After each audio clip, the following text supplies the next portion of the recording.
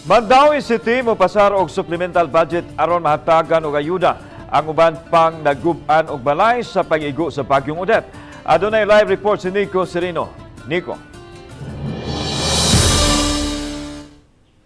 Yes, Lan, labi na kay dili man tanan ang nahatagan sa ayuda gikan sa national government maong magkinahanglan og dugang pondo ang dakbayan aron mahatagan labi na katong mga partially damaged houses.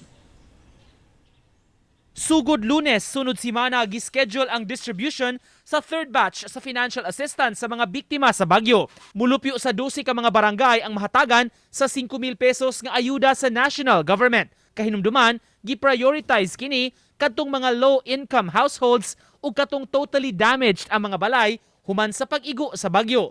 Apan atul sa distribution, daghan ang mitumaw nga reklamo gikan ni atong mga wala maapil sa ayuda apan nagub-an sab og Pinoy-anan. Samtang gipahibaw sa syudad, dunay laing hugna sa distribution ug lakip nga hatagan ang mga tag-iya sa mga partially ug slightly damaged houses. Ang syudad mo papasar og 165 million pesos nga supplemental budget alang niining katuyuan. Matod sa City Treasurer, kuhaon kini sa excess collection sa miaging tuig. We are also requiring those beneficiaries to really give us a photocopy of their IDs and for them to sign the IDs because in the previous distribution nakita namo nga naiuban nga ni-claim sa ayuda nga di sila.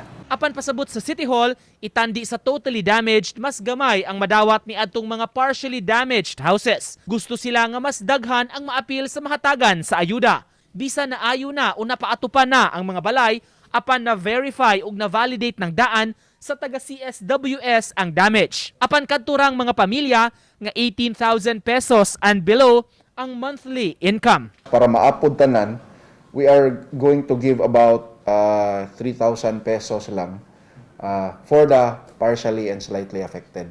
Ang requirement manggod bisag unsang assistance is that kinahanglan indigent ang ato ang tagaan, di pwede ta mohatag og katong mga kwartahan, no? Sama sa nahaunang distribution land doon na mga gipost nga listahan sa mga beneficiaries ni ini ug mahimo gihapon muduso katong magpa-petition for inclusion o exclusion depende kung kwalipikado ba ang usa ka beneficiary ug usab kini ang husayon ug i-assess sa City Hall. Lan? Daghang salamat Nico Serino.